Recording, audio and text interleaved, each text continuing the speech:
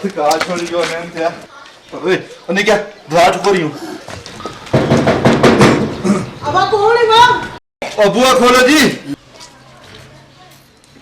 अब ऐसा क्यों हो गया ज्यादा खा रहे हैं अब सतड़े जो गया मौत पे भी नमाशा पक्या अब क्यों इतना खा दी अब शुक्र कर तू दा फिट और क्या ने इसने क्यों अपना मंजे ते चाह के आन दे हैं जी